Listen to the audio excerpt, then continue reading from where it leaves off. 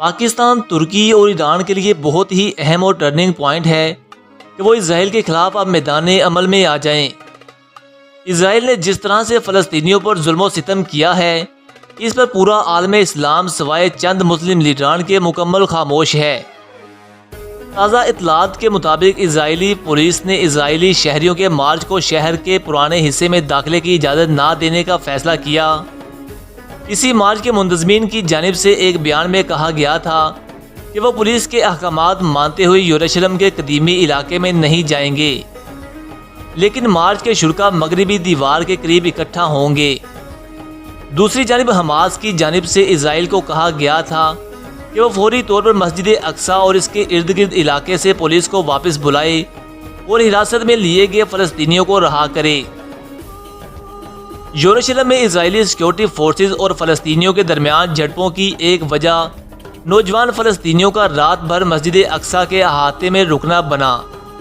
جمعے سے اب تک اس تصادم میں اب تک تقریباً 600 فلسطینی زخمی ہو چکے ہیں۔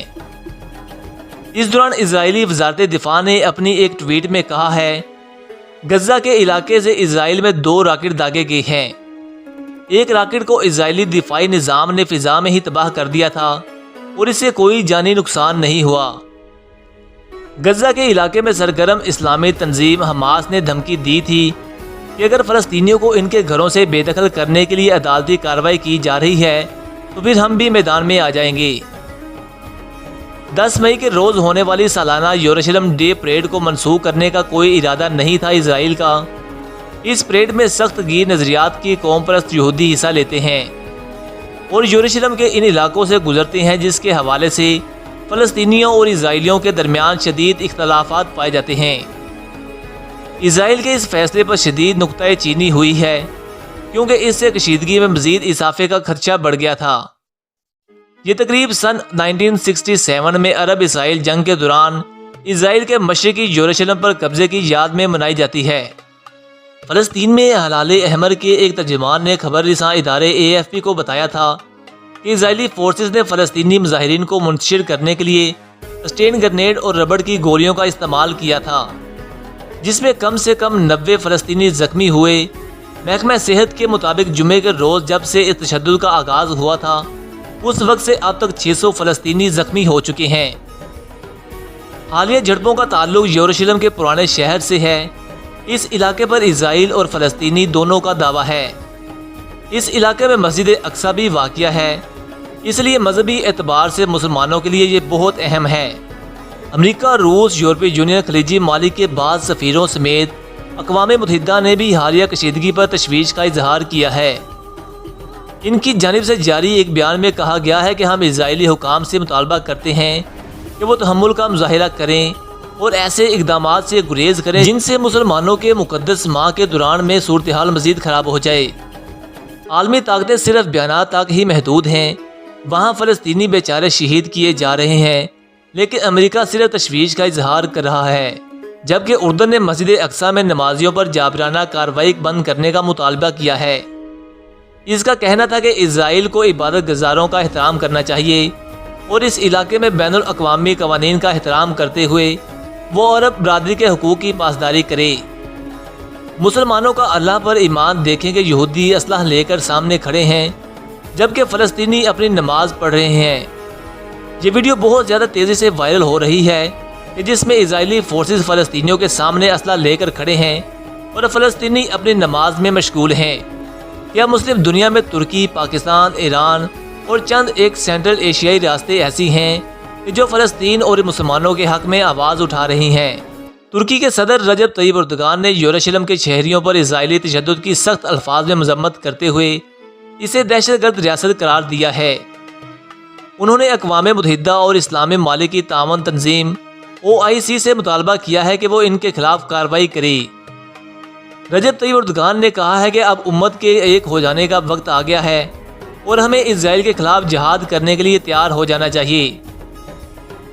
اس کے علاوہ پاکستان کے وزیر اعظم عمران خان سمیت دنیا بھر کے چند ایک مسلم لیڈران نے آواز اٹھائی ہے، لیکن عمران خان نے اسرائیل کے معاملے پر جس طرح سے کھل کر بات کی ہے پاکستان میں ماضی قریب میں ابھی تک ایسے کسی حکمران نے نہیں کی تھی۔ عمران خان نے اسرائیل کے خلاف مسلم بلاک کو ایک کرنے کے لیے بھی جدوجہد شروع کر دی ہے، جبکہ اگر اسرائیل کے اندرونی حالات کو دیکھا جائے تو بنجامن نیتن یاہو کی لیکود پارٹی کی حکومت سازی میں ناکامی سے ملک میں اندرونی سیاسی تعطل طول پکڑ گیا ہے اور اب 2 برسوں میں 5ویں عام انتخابات کے امکانات بڑھ گئے ہیں۔ اسرائیل میں سیاسی تجزیہ کار بیت المقدس کے علاقے میں حالیہ کشیدگی کو اسرائیل کے اندر موجودہ سیاسی تعطل سے جوڑ رہے ہیں۔ بیت المقدس میں موجود صحافی ہرنید مشرا کے مطابق سیاسی تجزیہ کاروں کی نظر میں مقبوضہ بیت المقدس علاقوں میں کشیدگی کی بڑی وجہ حکام کی طرف سے مسلمانوں کی طرف غیر لچکدارانہ رویہ ہے۔